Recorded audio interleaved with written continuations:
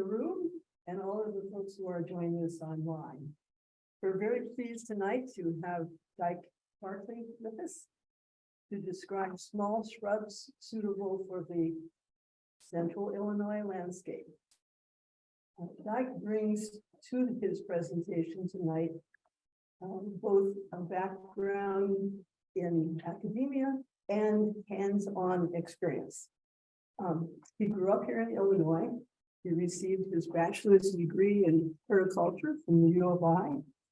And later on, he earned a master's degree in earth literacy at St. Mary's of the Woods. And while he was there, he specialized in native plants and also in environmental sustainability. But really important, I think for me, for 28 years, Dyke had a nursery, the Barkley Farms Nursery down near Paris, Illinois. And he grew perennials and ornamental grasses and shrubs and trees. So he brings real hands-on experience to what he has to say here tonight. In 2001, he created the Horticulture Landscaping Program at Lakeland College. And today he is an instructor there of horticulture and agroecology. So, Dyke, welcome, and the podium is all yours. All right. So I'm going to back away, and you see enough of me because I'm having trouble not looking at this screen and not wanting to fix my hair as I keep seeing myself. So, okay, I'm going to just walk over here and try and go to the slides. So, again, thank you for inviting me. Again, if anybody has questions or comments online, somebody's watching the chat. Okay, so they can tell me if they see something there. Again, yeah, my name is Dyke Barkley, and so I wore two hats for multiple years, where I taught for years and ran my own business, and then I decided two full-time jobs was one too many. So right, good or bad, right before COVID, I shut my place down and took on even more teaching. So I teach 10 horticulture classes and about 10 agriculture classes down at Lakeland. So I enjoy that. That's my passion, working with young students. I showed them this PowerPoint in class today, and so they approved, they think. So as soon as you guys say, they were really kind of panicked when they saw that, because they said, if you say that many words on every slide, they're going to, yeah, they know me. So mine's more a lot of pictures and me talking. We talk about maybe doing some questions at the end, so I'll try and make sure I leave time for that as well. Okay, and so I was asked to talk about small shrubs, and I said, can we retitle this thing to smallish shrubs and kind of go from there? So again, if there's questions in that, and we go there. So let me just start off by giving a definition. Not that I'm trying to make this hard or make it an official class, but a shrub, we're talking about woody plants that are going to live multiple years. Hopefully it's going to live multiple years, right? So we're a little different than perennials or grasses in that. Things that are going to live. Now, how long does a shrub live? That is a trick question. Some of the new hybrids on the market, 4 years and they run out of That's, I know, that's part of the new. We get a lot of flash in the pan plants, right? But then we're talking about some shrubs that could easily, no offense, but going to outlive most of us, right? I mean, a good old viburnum could last 60 years. Okay, so again, they don't die back in the winter. There are a couple of categories, and I threw this up because my students always keep asking, what the heck's a subshrub? Well, maybe back at perennials, that's the plants that die to the ground. Subshrubs are a category of shrubs that regularly freeze back. So probably the number one I can think of off the top of my head is butterfly bush. Butterfly bush, if you go down south, Georgia is a true shrub. You go to England, they're the size of lilacs. But for us, they routinely die to the ground, and they're just better cut to the ground. So I don't even treat them as a shrub. I treat, now, when you look at signage a lot of times, because the plants may be being shipped from down south the United States, they talk about this, that, and the other. But for us, you routinely cut them back to the ground. And so that's the category of a subshrub. What I really want to get into is this. What the heck does dwarf mean? Okay, so dwarf in horticulture speak means smaller than the original. Right? So if somebody says, what is dwarf? What I should have done with partially like crowd here is to say, how big is a dwarf? And I think we would have had as many different answers as there are people in here, right? Some people are picturing this. So just keep in mind that any plant can be called a dwarf if it's smaller than the original. Okay, so if we have a 20-foot shrub, which there are, nobody plants very many of them, but if I have a version of that that only grows 15 feet, that's still the dwarf version. Okay, so just be aware that that isn't that way. And there is no agreement to what dwarf means. That's not something like full sun has an agreement. We all talk about full sun 6 hours. And I don't care where we're talking annual, that's kind of an industry standard, so to speak.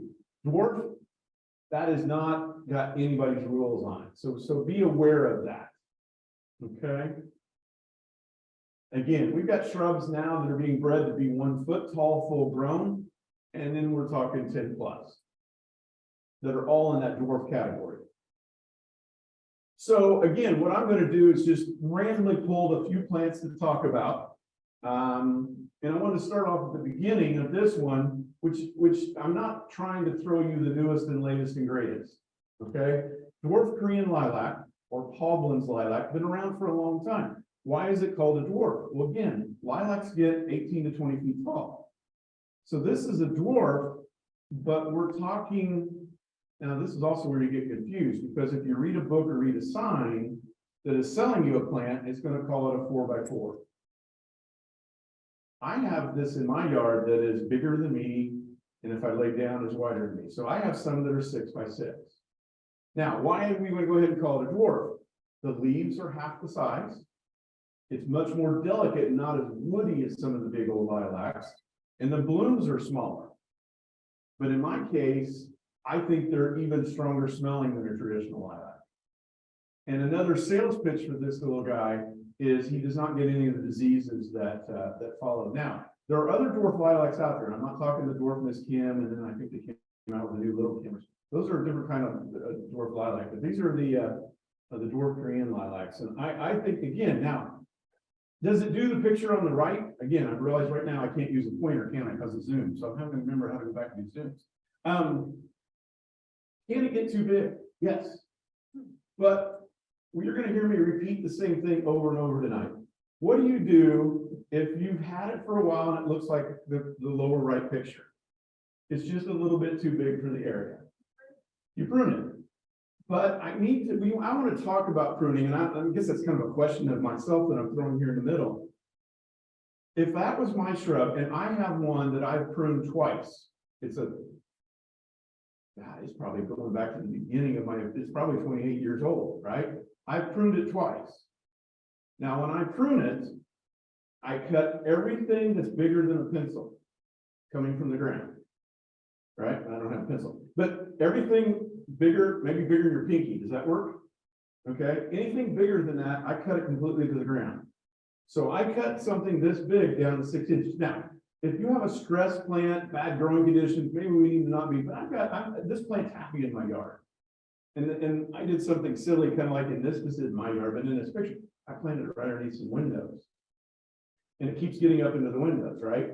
And does anybody else live with somebody that's agriculture related, but I can't see down the road, right? Okay, we'll skip that topic. But that's my father, right? So, but cut that thing all the way down. And when do I do that? Early spring. Okay. Now somebody's going to say, wait, it's a spring blooming plant. Sacrifice the bloom. Now, 28-year-old plant, I've done it twice. I'm not talking every year. I'm being drastic and cut that thing way, way, way down. Give up 1 year of bloom, let it come back. Let it come back. If I don't want to be that drastic, I suppose I could take it back waist high, thigh high. I'm a big guy, so I can just keep making these references up, right? But take them way back. I think it's a good low maintenance plant. Now, if you were here tonight expecting me to talk about everything knee high, this is bigger than that. Let's talk about that pruning though. I don't want, yeah. Does that grab your attention? Good, because I can't stand this. This picture I show every year to my students. This is pruning taken too far, right? what I'm trying to get you to think about are these shrubs that only need occasional pruning, not every year shearing. Okay, or somebody trying to make it look like the first picture and they're just, I don't even know what's happening, right? And first off, who decided we needed tall plants in front of all the windows? Everywhere there's a window, they put a tall plant, right? So let's not do the, and maybe talk about the correct form of pruning. You know, maybe you can get way carried away if you have neighbor control issues, but even that, okay? Know when the correct time to prune for your individual plant. Okay. Where I want to talk about is a trend that I see when I deal with students and former students that are now in running on landscaping. When you prune evergreens, we're talking the Japanese yews, the junipers. You generally prune those in mid to late summer, July. They've already put out their new growth. If anybody have those Japanese yews that put out all that light green gangly growth, then you go back and shape them. Well, one of the things that we're seeing is people coming into your yard June, July, and August and meatballing everything. And we have really, really tough shrubs, but that makes them look funky. It doesn't make them bloom right and they go downhill. So more what I want you to think about, a lot of these deciduous plants that lose their leaves, spireas, roses, the viburnums, the hydrangeas, not the blue pink thing, forget those anyway. You're going to do those in early spring. Okay, early spring. And you're going to prune them hard and then let them go for a few years. Right? So I think if you're trying to keep your shrubs in control, I think we have to get around this. I'm jumping ahead in my, but Lakeland College does this, drives me crazy, right? We've got roses and we have windows that are less than knee high on me. And the roses are bigger than me. Okay. And when do you prune them? The first week of class. Does anybody remember when classes started in college?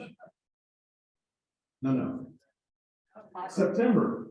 Well, this year's August, late. So they went out the end of August and pruned the roses. And where did they prune them?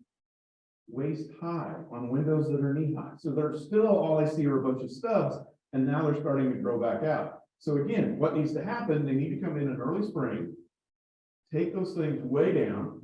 Now, if you let them go too long and they got too big over too many years and you go back that hard, it may shock the plant, but at that time, maybe you need a new plant if you let it go too long. Okay, so let me, if it's spring blooming, you can wait till it's done blooming. Okay, so traditional lilac, wait till it's done blooming and then cut it way back. And the other thing, like on a traditional lilac, if I was asked to come in somebody's yard, and I'm getting off track here, but when do I go in and take a third out this year? It took you several years to let it get out of control. So don't try to take the whole thing back this way. Take a third out this way, all the way to the ground. Come in the next year, take another third out. And what that's going to do is leave some leaves up high. And in the meantime, the plant's going to send new growth from the ground. That'll be your new plant. Okay, we've got to get back to that way of growing some of these older plants. That's just a generic picture of my yard. If you got, haven't you been to my place? Okay, that tells me I've been close to you. Okay, I have 2 acres of display gardens at my home place where I live up there. So I had the garden center on the home place. I guess I should have. I raised 600 kinds of perennials, 120 kinds of ornamental grass, 60 kinds of flowering shrubs. What you couldn't find at my place, and you'll notice real fast in this presentation, I don't like evergreens. I didn't sell evergreens. It's just not my thing. How about Virginia sweetspire? I think this is an underused plant. It's a native plant. Okay. And I didn't know whether I threw the botanical names up here, but we're not having a test after this, are we? I don't National Garden. We have to have a test. Virginia sweetspire. I like the plant. The blooms that you're seeing are June. Okay. We're talking, well, back up. All these deciduous plants have big versions, right? Original Virginia sweetspire is going to be, 4, 5, 6 foot. We're talking some of the more dwarf cultivars out there. Henry's, Garnet, and Merlot are 2 different ones. We're talking 3 to 5 and 3 to 5. You see the white blooms coming out in early summer, but then I get an extra bonus. Look at the fall color. Okay. So there's another picture of it in full bloom. But then I've got the fall color, so I get kind of a two whammy, two season thing going on here. And again, if you ever need to prune this, take it hard. I've taken mine completely to the ground and let it start all over. Now, again, if you've got a really sick plant or you've got plants growing really slow because something's off, don't do that. But if you got a nice, if you see that plant there in the white and it's happy, it's covered in blooms, take it back hard. Just do it in the spring of the year. Okay. I can tell from the gasp that I'm throwing some of you off when I keep saying that, but some of these plants are tougher than you might think. And again, Henry's Garnet and Merlot are two different ones. I didn't want to get real bogged down. There's a, if I can get sidetracked for 1 minute, my students hate it when I keep using that term. I'm going to get sidetracked for a second. There is a new trend right now to where every plant company has to have its own thing. So we're starting to see plants that I couldn't tell the difference between, but they're owned by two different breeders, so to speak. And that's really, really bad happening. Another thing, if you can let me get on my soapbox for a little bit, some of the newer plants, I'm going to show my age because now they're 25 years old.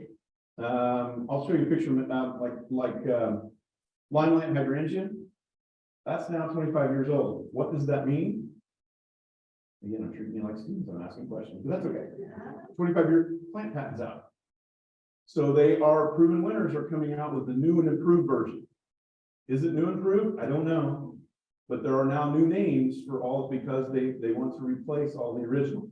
That's what you're running into. I couldn't tell the difference between these two. But they're technically two different things. Little Henry's even smaller. 24 to 36. 3-foot spread. Always has that mound look to it. Okay. If you have Virginia Sweetspire and you say, oh, mine doesn't look like that. My first gut instinct, too dry. Get some more mulch, get some more organic matter. This is probably happiest with a little afternoon shade. This is not a drought throw out in the western sun. Maybe I should have backed up and put that in there first. Sorry. I would not put this on the western exposure, full sun, gonna ignore it. That doesn't go here. Because what will happen is it gets really thin when it's under stress. And that's how you can tell it. But again, more mulch. I'm not a big fan of Virginia Sweetspire and gravel. Gravel retains heat, makes it hotter, plant stresses more. That's me. Okay. From my opinion, not me, but my opinion.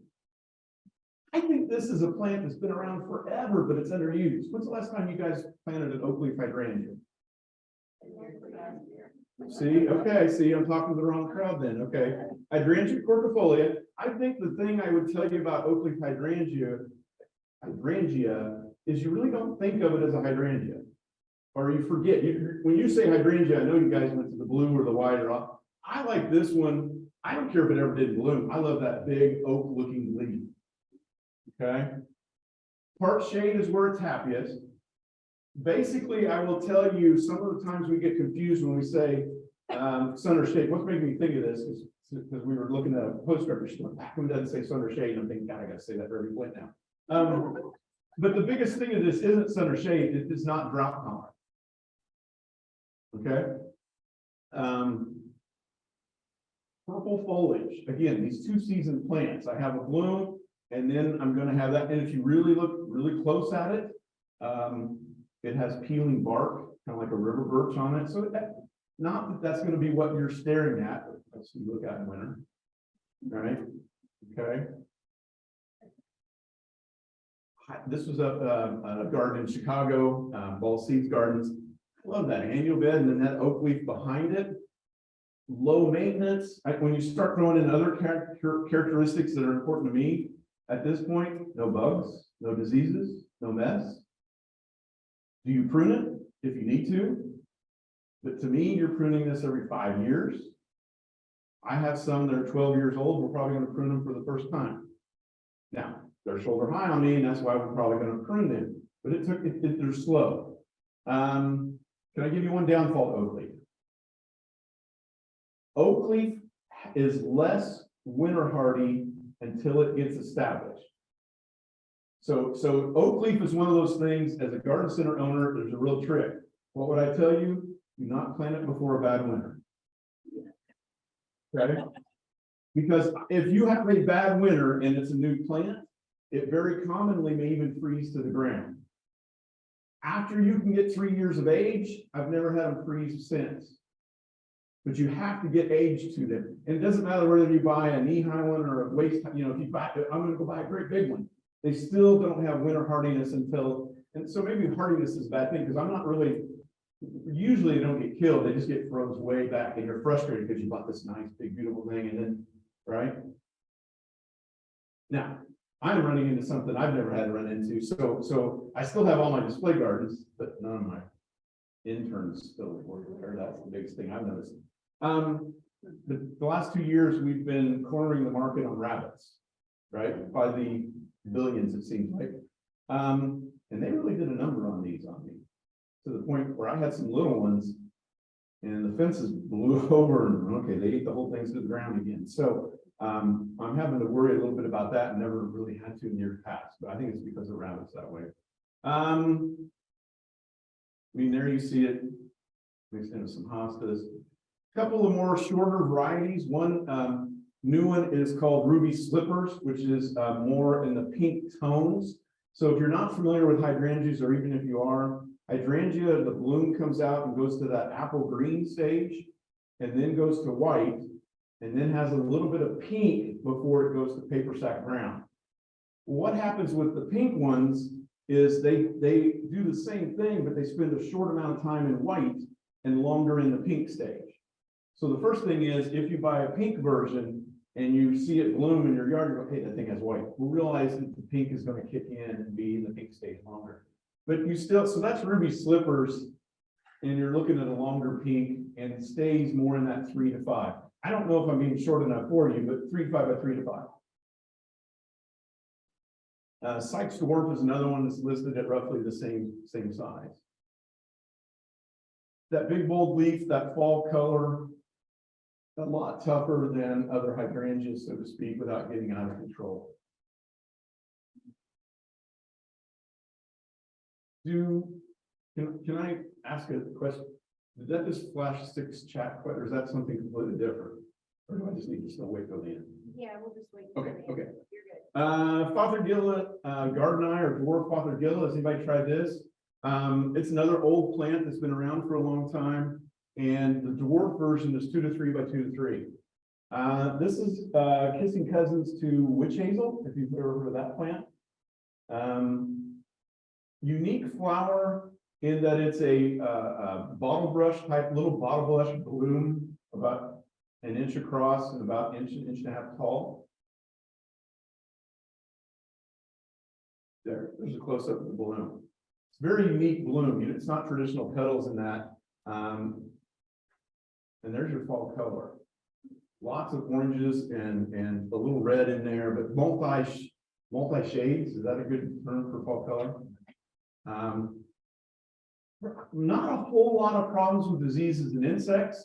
Not a forgiving plant that I would throw in a wet hole or a bone dry hole. I would add organic matter to this.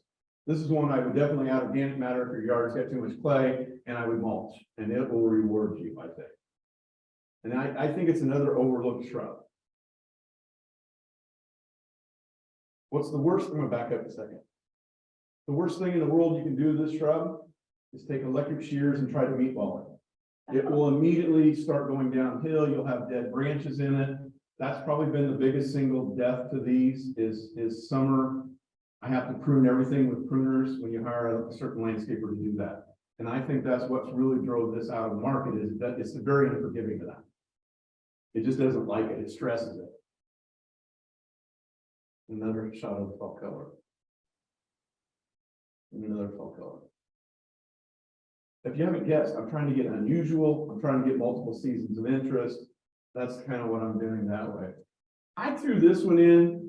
I don't know why. I threw it in. I like this plant. Several of my students say I'm crazy to even talk about it. Mock oranges have been around for a long, long time. They fell out of favor because they're big. They were huge in what we call the Victorian. When we didn't used to put plants in against the front door, and you had that white picket fence and you moved everything out against the picket fence. That's when these things were big. Mock oranges have the problem of being neat, but they're a one-season plant, right? They're not your first line of defense. It's if you're looking for something different. Why is it called a mock orange? Citrus sweet smelling. Smells like a bunch of oranges that have been cut freshly. Okay. Really have started to bring them down in size. We're talking 5+ by 5+ on this particular one. There's some others in this series, but why do I like Snow White Fantasy? Repeat blooms 2 or 3 times. So that is what they're trying to do with the newer mock. So mock oranges used to bloom in the spring, and you had to use them with other things because they're just kind of a one-season plant. But this one, they've got to do multiple bloomings, at least twice. And if we have a long enough year, 3 times. Okay.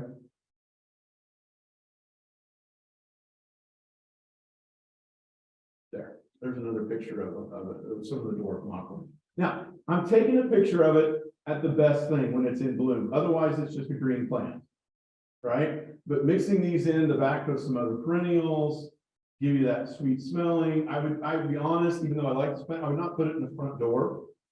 This goes with other things in your perennial bed, your backyard, near your patio, where you can smell it and enjoy it. This isn't a standalone in the front of the house. It's not that. Okay, but no diseases and insects at this time, which that's getting harder and harder to say with a lot of plants. Curious up in this area, were Japanese beetles really bad up here? Okay, it's very vocal. We did not have that many where I am in Paris, but I've had some students in Shelbyville that were just crying the blues, and that they had them terrible. So it's very isolated where they were and where they weren't. There's just another one mixed in with other plants.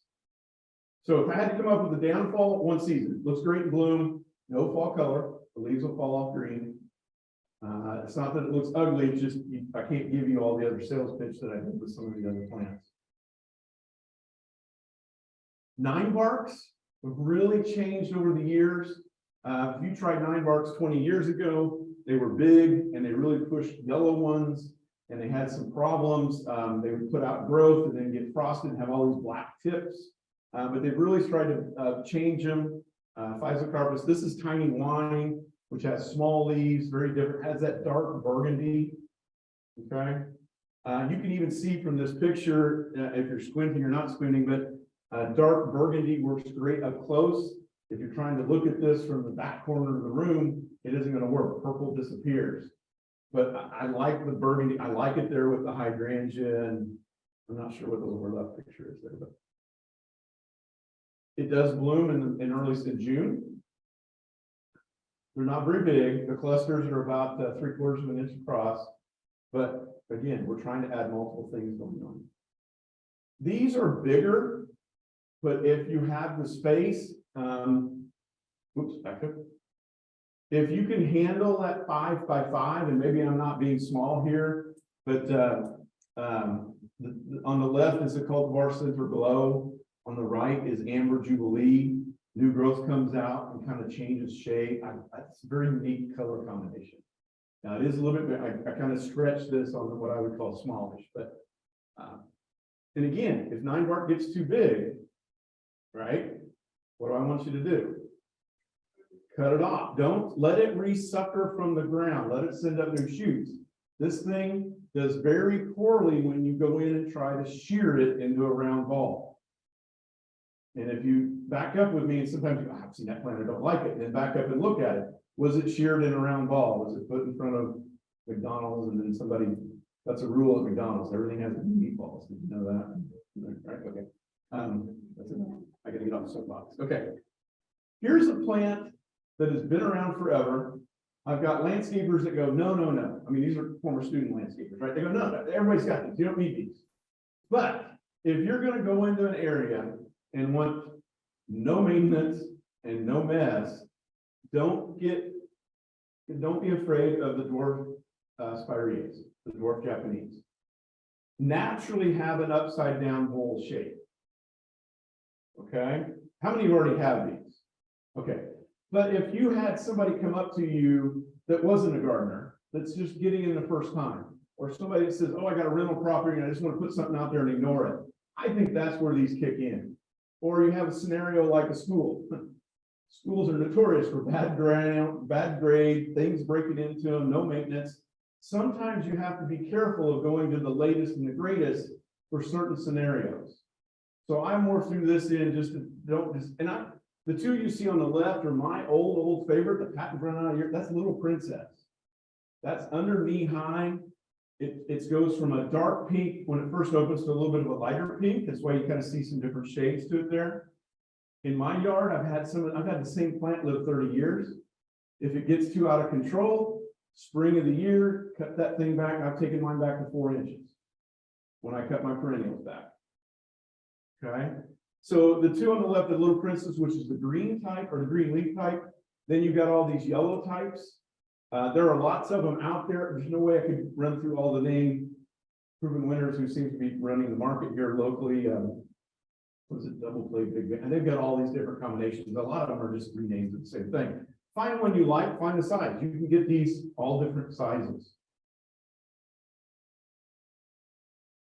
Starting to run out where people would recognize it, but the one in the very center of this picture is the old bridal wreath spirea. Had the big arches, and that's what really made spireas tough to get out, but that's gone now. That's even hard to find. Somebody the other day asked me where they could buy those. I don't know right now. Yes. Full sun, no insects, no diseases, attract pollinators. You know, what else could I throw at you? Can I throw something else? Wait, oh yeah, there's just a mass planting in there. If you have more time on your hands than you know what to do with, okay? Did you know, and I'm telling you this, and I do it myself, right? But did you know, does everybody know what I mean by the term deadheading? Did you know if you'll deadhead these, they'll repeat bloom over and over and over? About 15 years ago, I saw this whole huge marketing. These were sold as all summer blooming perennials. And what they were telling people is not that they were Japanese spireas, they just went on and on about if you deadhead, which people will deadhead perennials, but they won't deadhead their shrubs. But they said if you because they were also trying to get people to use them in containers. Well, they were selling them in 1 gallon, so they were little, like a perennial. If you deadhead it, it'll keep repeat blooming. And at the end of the summer, cut it to the ground. And it doesn't, right? So, I mean, they were treating it more like a perennial and interesting. Am I crazy? See, it's hard to tell, but if you'll go in and these things are tough, right? These tolerate that roundy, moundy, not the blooming, but this is the one people also go in and meatball. Again, I go in the spring of the year and do it at the same time I'm cutting back my perennials. Take this thing hard, take it all the way. Okay, and then you see the gold ones. The ones that come out with fire are red and then turn gold later on. Again, find the color combination that you like, what you're trying to do. The lower right is the one that grabs everybody's attention at a garden center. That's the hardest one to mix with other perennials because that color is so different. It clashes with other plants, it clashes with yellow, it clashes with, right? So you have to think about that, how you're using them. What about Weigelias? Weigelias originally, when they were used 100 years ago, they get 10 to 12 feet tall by 10 to 12 feet wide. Great big, huge arching plants. Again, they fell out of favor because we went in and tried to round them. Kind of the same thing happened to Forsythia. And cut it to the ground. But the other thing is they're coming out with more and more dwarf varieties that still seem to be good. That lower right one is Spilled Wine, which has that dark burgundy foliage, and it's 3 by 3. The top left is Carnival that has different colored blooms. Trumpet shaped, attract hummingbirds, blooms June, July. If we're not going dry, you'll get rethrowing out of blooms. Even some of the bigger versions, I think I got some, yeah, these are the bigger ones. Bigger, not the old original, but the 4 by 5, the French lace and the variegated. I have both those in my yard behind perennials. One thing you have to figure out is what all you're trying to use in your yard. Be careful of getting your shrubs so small that they won't work with perennials, because they now are coming out with shrubs that are smaller than your perennials. Okay. I don't care if they bloom, I love that foliage. Okay, and again, I have the top left one in my yard. I planted two of them way too close together. I mean, if it gets 4 to 5 feet across, how close together do you plant them? I did this. Why? Because I'm impatient. But it will just become one big plant for me, and I'll come in again, at the same time I'm cutting my perennials back, take the whole thing way back, and that's how I keep it in control. Full sun, part sun, no diseases, no insects, and attracts hummingbirds. Summer sweet, this is a cultivar hummingbird, which is a short guy, 3 by 3. Oops. Yeah, there's a close-up of the bloom, very different. Again, that bottle brush with the stamen sticking out. There's probably a more traditional looking, yes. What is it? Summer sweet in the I'm going back up. Cultivar's hummingbird, it's a clethra. Sound important when I say clethra all over, right? No, but it's a summer sweet. Sometimes you'll hear this mistakenly called the hummingbird bush, and that's not, that's just somebody messing up the name. If you want to go bigger, there are bigger versions of this. That's ruby spice. That's 4 to 5 feet. Has the pinkish red blooms. Old hydrangeas, smooth hydrangeas. Is anybody familiar with that? Particularly living here where some of you live. I think it's kind of an overlooked plant now that everybody's getting wound up on hydrangeas. Annabelle, incredible. Annabelle is the old one that was developed up here at University of Illinois. Named after the gentleman named it after his daughter. Incredible is what Proven Winners is selling. Very similar. Incredible has even bigger blooms, but sometimes that's good or bad because sometimes it wants particularly a young plant lay it down. But the beauty to this, if you're not familiar, am I already preaching to the choir? Is everybody familiar with this guy? But again, the maintenance to this, take it down. If you want it a little bit taller, I've taken it back to knee high. If I want it a little bit shorter, I take it back to 3 inches. And sometimes I've done both, put a tall one in the back and have a shorter one in the front if I have 2 or 3 of them together. Okay, in some years it gets froze back. My yard didn't have to do anything because the rabbits took it to the ground. Okay, so whatever. Comes right back out of it. The beauty I like to this is no mess, no frills. I mean, no frills. No diseases, no insects. You don't have to worry about it. You don't have to worry about winter kill. It's completely winter hardy. I will tell you my personal experience, the pinker versions of this, I've lost all their umph. Okay, so I know there's a couple on the market, and I'm not going to mention names, but I have not had good luck with them being a pink version of the white. They've lacked the umph behind them that's caused me to jump all over them. But I think there's a lot of people, so I'm also trying to think, remember, pre-COVID, can I even say that term? Pre-COVID, Mid-American Gardener, right? Every week we got a hydrangea question. So I think as master gardeners, you're going to get questioned on hydrangea because that is the most confusing thing. And what we ought to really do is call the different kinds a different name. But most people are trying to think about the blue and the pink, right? What do I need to do to the soil? Well, forget the soil. You just need to not have winter, right? This one completely a whole zone hardier. There's just no mess that way. And I know it's only white. But what the heck, when you don't have to mess for some of these gardeners just getting into it. That's it in my yard. Okay. And again, what do I do to that? Chop it off or let the rabbits chop it off, one of the two. Some of the other hydrangeas, the paniculata type, I forgot to put the name up there. So the panicled hydrangea, they are working on making them more and more dwarf. I just grabbed that picture of Proven Winners showing combination of Bobo next to Little Lime. I love Little Lamb. It's hard to find right now. Yeah, I feel like I keep using the word soapbox and I should stop. But Little Lamb, I love the little delicate petals or sepals. Very floopy, puffy, odd-shaped bloom on it. Extremely heavy bloomer. You're looking at it more in the white stage, and then it goes to later to the pink stage.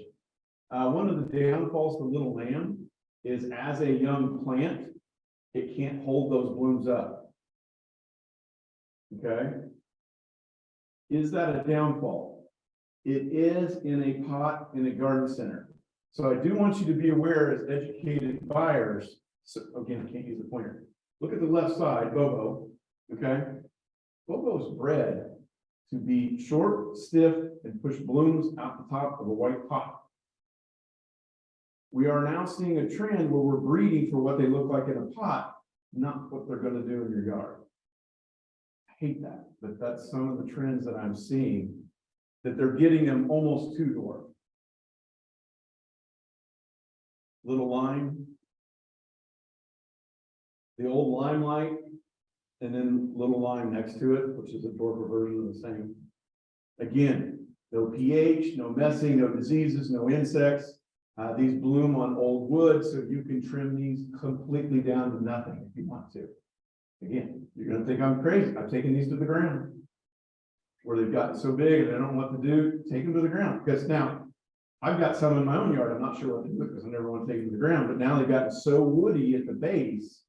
I'm a little bit, there's no way to get them to refill back out because of the shade now, but without completely taking them all the way to the ground. I threw these in. I don't like these. These are the hot rage right now.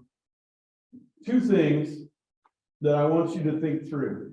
How many of you are familiar with bonsai? Okay.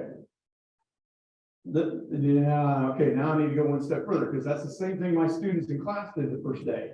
Or maybe it was the second day before I picked on them, but bonsai.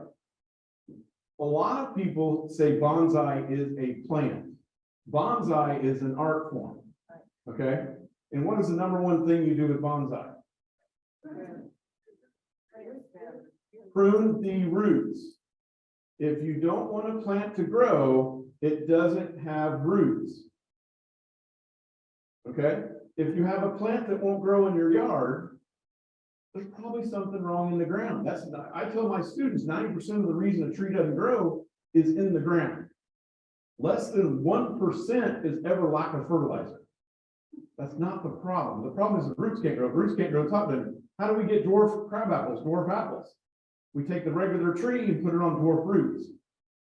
So I want you to think that through backwards, because I really saw this happen in the grass industry back 20 years ago when I was really, propagating on my own.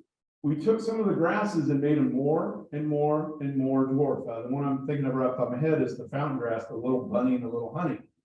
The problem is they have roots that go down about this deep.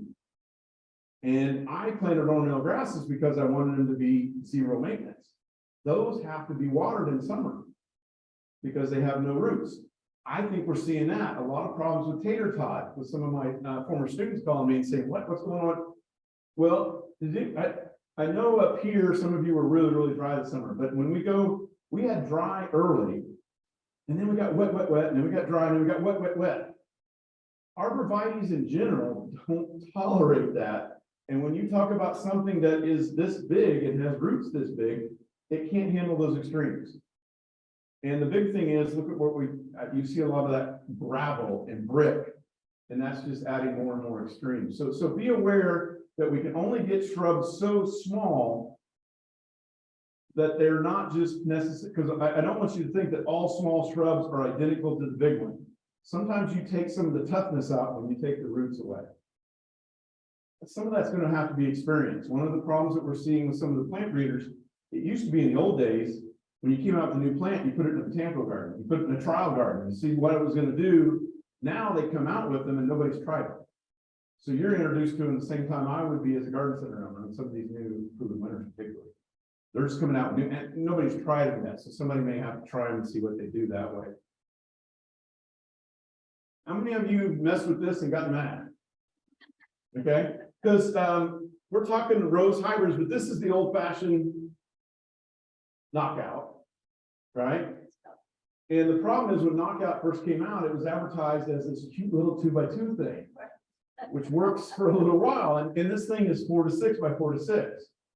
Okay, and so a lot of people got frustrated with it because it's very, if you don't know this horticulture term, vigorous, right? That's a code for, right? My students, everything's vigorous and odoriferous. They can't put smelling on anything, right? That's what horticulture students are taught. But I stole this because this is an idea that we see. So if you take knockouts or other shrub roses and you leave them alone, they get big. Okay, while that looks great, right? It's covering the windows. It's now 6 to 7 feet tall because it's growing in a corner. What should you do? Well, again, don't come in and try to prune that right at the, that's what it looks like in winter. While it's winter, do that. Do that. Okay. And again, that's the same rows that I was telling you at school. They went in and trimmed them at waist high. They need to go almost all the way to the ground. Now, can a rose get so big and some other plant? Yeah, if you have nothing, none of these, but like one great big old trunk, we've already gotten in trouble, right? We let it go too long. But if you look, there's plenty of growth. Now, I will give you a hint on roses. Most of the winter damage on roses in Illinois right now happens in March, right? We're always taught, I'm old enough to know everything about Hardiness zone, Hardiness zone, Hardiness zone, right? I'm starting to have to back off students having to learn that. Why? Hardiness zone tells me it got 20 below zero. But the latest trend in our winters is this, right? And that's doing more damage. So most roses are killed by it warming up and then cooling down. And if you trim your roses too quickly, and we do this, then you still get another 6 or 8 inches of dieback. So almost wait till you see the new buds coming out. Most people get in too big of a hurry. You shouldn't be doing anything in the winter. I mean, I know some landscapers that run around in December trying to find things to do, and they'll come do all your pruning for you. I would not do it in December. We've been having some warm Decembers, right? I know it's Chicago, but I was flipping through the radio station. Chicago was talking about frost tonight. I'm going, oh, I'm not ready for that. My yard's full of annuals and tropicals and stuff I don't want to put away. Okay. There's other dwarf roses out there. I didn't want to go and just start rattling a bunch of names, but drift roses, there's a lot of them that are smaller and stay smaller, smaller leaves, smaller bloom than knockout. Knockout is a big seller because of its name recognition. Okay, and I don't mean it's a bad thing. You just need to know it's not a 2x2. Okay. I wanted to answer some questions if I can. Maybe one of them that I think I got asked beforehand. What was my opinion on fertilizing shrubs? And I'm probably biased. I would back up. Well, I shouldn't say biased. I'm a teacher. So the first thing I would say when somebody asked me, should I fertilize or what fertilizer should I use? I would turn around and go, why? What are you trying to do? So I would only personally use fertilizer if I'm trying to hurry something up. Fertilizer very rarely is going to fix an unhappy plant, right? I would use fertilizer if I put a hedge back there and I really didn't like the neighbors. And of course, what I do to help it along, instead of planting at 4 feet apart, I put them 2 feet apart. But I could use, and if I was going to do it, I would use a 6-month slow release. Okay, something out there that's going to take 6 months to slowly put a little fertilizer out. Go in and put it late spring. It'll last all summer and that. But again, only if I need to. My own 2 acres of display gardens, how many shrubs have I fertilized? Only that one hedge, and that was 20 years ago when I first planted it, because I was in a hurry to block the snow, Okay, I don't fertilize. Years of mulch breaking down. That's what makes my shrubs happy. Right? I would get asked all the time at my place, and now I'm jumping to perennials and that. People go, why does your garden look different? What do you do? Some of it's not what I do. It's the fact that I've got 10, 15-year-old mulch that just adds all the organic matter and makes the plants much happier that way. So I'm not a big fan of adding fertilizer for shrubs unless you really need them to get bigger for a particular reason. Otherwise, for most of these on this, it doesn't do anything for you.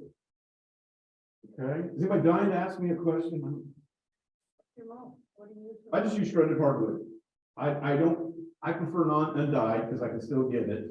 And I prefer a shredded hardwood bark instead of the center of the tree. I want the bark.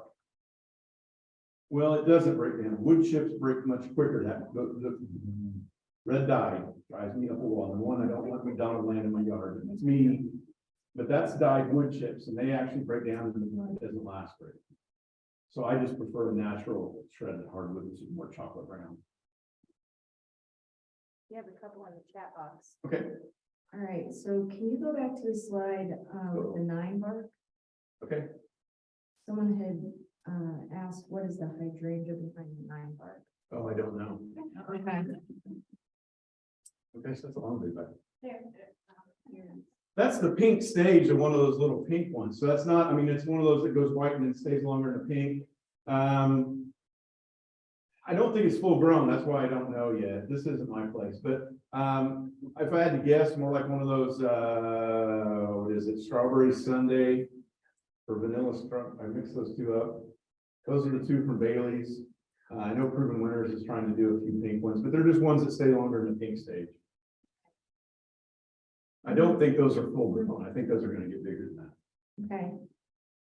And then just a few slides from the end when you were talking about the limelight and the strawberry sundae. Somebody questioned, did you say that they bloom on old wood, so cut it all the way down? Can you restate what you? So if, okay. I said that backwards. Yeah. I hate when I do that. Dyslexic tongue. Okay, sorry. Let me try that all again. So if we're talking big leaf hydrangeas, the ones that are a lot of them are sold in blue and pinks.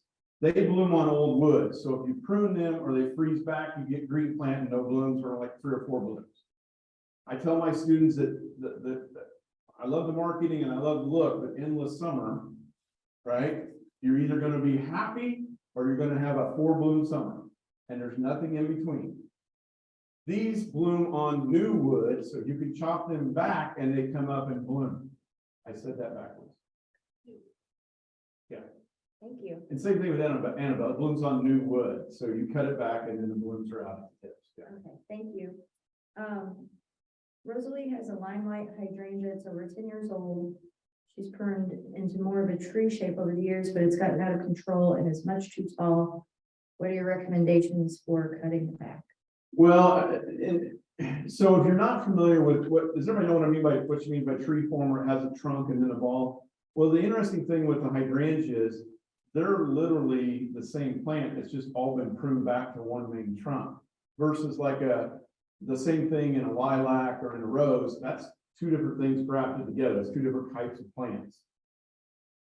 Really what you would do is hope it would send up sucker shoots. If it's gotten way too big and held at one trunk too long, it's too long, it's gone too far. If it's too big and you're wondering what to do, then take it way, way back. Just don't do that when we're in a drought. Don't, but again, if it was me, I would come in that February, March, April and just take that thing back, way, way back. I do want a few smaller branches, maybe the size of my finger, for buds to come out. If you take it back and there's nothing left but a 2-inch trunk, I'm worried about that. Okay. Can you talk a little bit more about how tough the spiders are?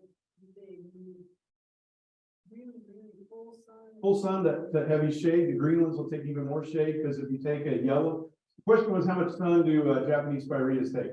The really gold ones with the bright red, if they're not in the sun, they go to fairly red and kind of green. And the more gold ones in more shade, but like Little Princess, that thing's happy with 3 hours. Now, the more sun, the more blooms. But the plant itself will take quite a bit of shade. Yes. You said not to default the 9 bark. Yes. So how do you recommend? Cut it way back, but don't cut every branch at the same height. So kind of like thinning instead of shearing. Kind of like hair. Does that make, when you thin hair, you take some, how do I use fingers because I'm not on the air? You take some like 4 feet, some 3 feet, some 2 feet, and get some air in there and some and let it refill up. And one thing you're really helping with 9 bark is hoping that it gets more shoots coming up.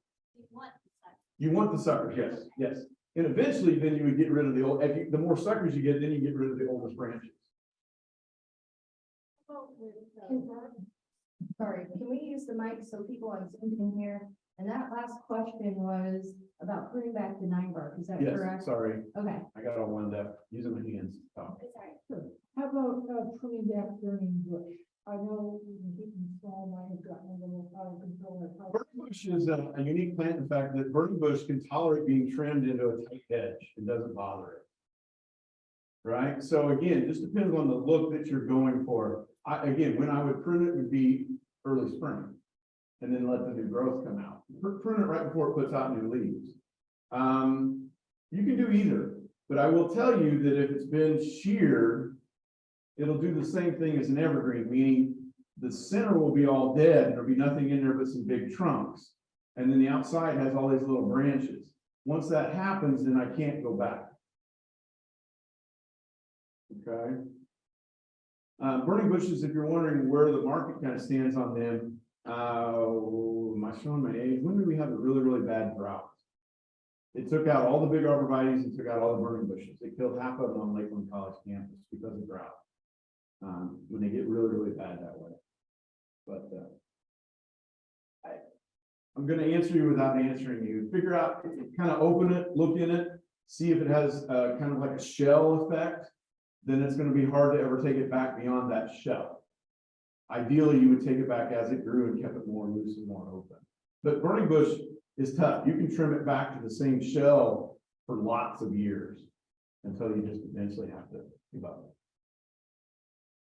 All right, you've got another question in the chat box. I have a dwarf Barkley that's getting crowded out by a Mahonia. Does Mahonia send out suckers? Or is all this extra growth due to baby plants? Which one would be easier to move? Oh, gosh. A Mahonia or a Fothergilla, which is easier to move? Either one like it.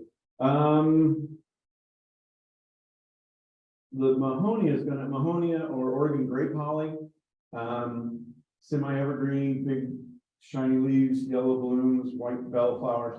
It has a huge root system. So it would not be easy to move. If you ever have a Mahonia and you're unhappy, they're very unhappy because they try to be evergreen here. But it depends on where you live. I live on the prairie. They can't handle prairie winter winds.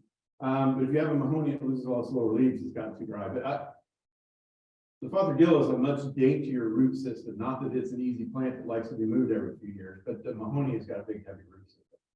So I doubt if it's a bigger plant that you can move it very easily. I wouldn't. I'll cut up on chat box. Wow. Other questions? Anybody dying? Yes. I was gonna ask you. Oops. All right. Yeah, it's actually better if you could come up here. Sorry. Feedback. Thank you. All right, I've always had problems with my 9-bark, but as I'm an older person, I've had my 9-bark for so many years. Yeah. And I've trimmed it and trimmed it and trimmed it every year. So that's what you have to keep doing to the original one, is to do, you just have to keep working in the inner parts of it, and because it just gets as high as, well, like the next is a dogwood tree. It gets as high as a dogwood tree. So you have one of the older, more Yes. original 9-barks. Yeah. Yes, Yeah. because there was no such thing as a dwarf 9-bark then. Right. And I truly love the darkness, Yeah. and I like the white blooms in the spring, but I guess I You're gonna just have have to to keep. gamble and decide whether it's worth taking away back. If it doesn't make it, it doesn't make it. But that's where you're gonna be at some point, trying to make that decision. Yeah, it just gets so big. Okay, my other question, can I ask you while I'm up here?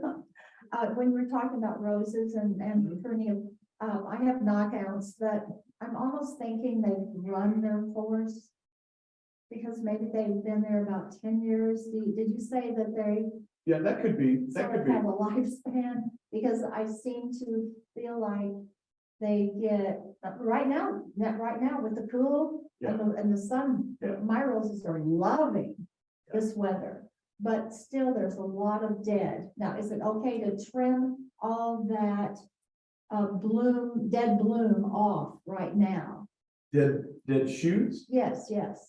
And the blooms that are all dead and that have been eaten by stuff and just, I like to trim everything that looks dead. I do that with hostas and everything. I just trim everything that looks dead. I want it out of there. But the thing of it is, realize with the knockouts and different these others, if you keep doing that, you're gonna get that shell effect. And you need some sucker shoots coming from the ground. That's the beauty of knockouts and those other shrub roses, is they're non-grafted. So whatever comes, so ideally you need to get some shoots coming up from the ground. Oh, okay. which means some of those old ones you're gonna have to almost take to the ground. Okay, March. in March. Yeah. Yeah, because you want to wait. Now knockouts are kind of, because somebody will, can I do it? You can do it anytime it's not in the drought. Yeah, I wouldn't go out in October. We're getting awful late because when you cut it back, a lot of those are gonna put out new growth. And then get frosted, so we don't necessarily want that, but they're tough. They're tough except for Japanese beans. All right, sounds like we have a couple more questions. From the chat box, is it too late to prune Hicks yew? Japanese yew or the Hicks is the more vertical one. So we're talking the Hicks is a vertical hedge one instead of the roundy meatball ones. Is it too late? It's awful late, but they're tough. We've got moisture. You probably could. We're not predicting a frost in any near week or so. You probably could do be all right. Ideally, July, August, but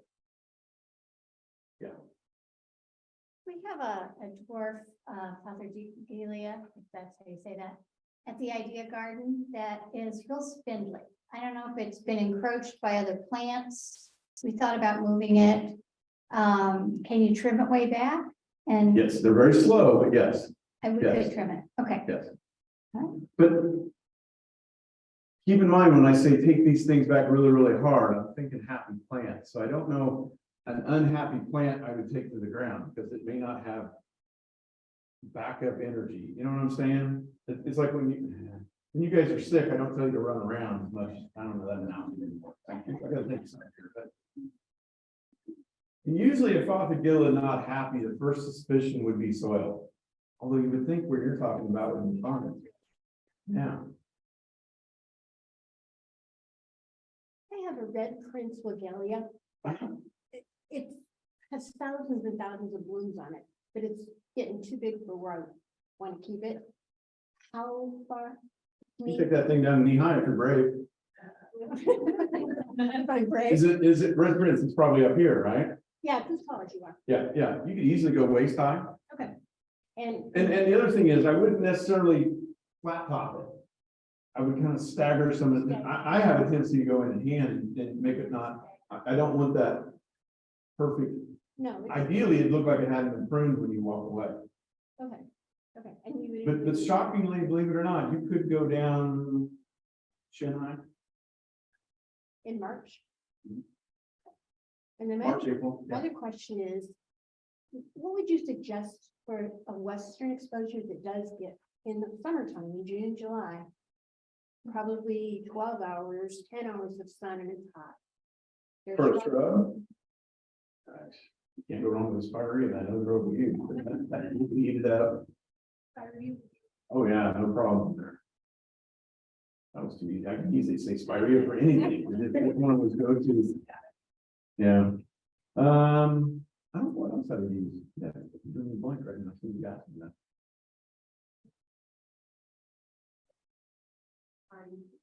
Or hibiscus, but see, it dies to the ground, so it's a sub-shrub or a perennial. Well, there's a lot of perennials I would use in that case, Russian sage, Yeah. sedums. See, I keep thinking, this is me, because I don't worry about evergreens in the winter, because evergreens, I'm personal, I'm biased. I don't think they add that much. If I wanted a rounded shape, I would go with a sedum. If I needed something 18 inches tall and round, I would just go with a sedum. Because they bloom, they attract pollinators. I mean, I can give you so much more than just green. But again, there's some people online, I don't know about here, but they're not gonna be happy with that. That's just my opinion. I think you're just getting these shrubs too little. Uh-huh. Have more room. Yeah. Well, I thank you guys, appreciate it. we thank you, Dyke, very much. You'll expect everyone's garden to have a whole bunch of handsome new shrubs as well. So thanks so much. We appreciate you coming here.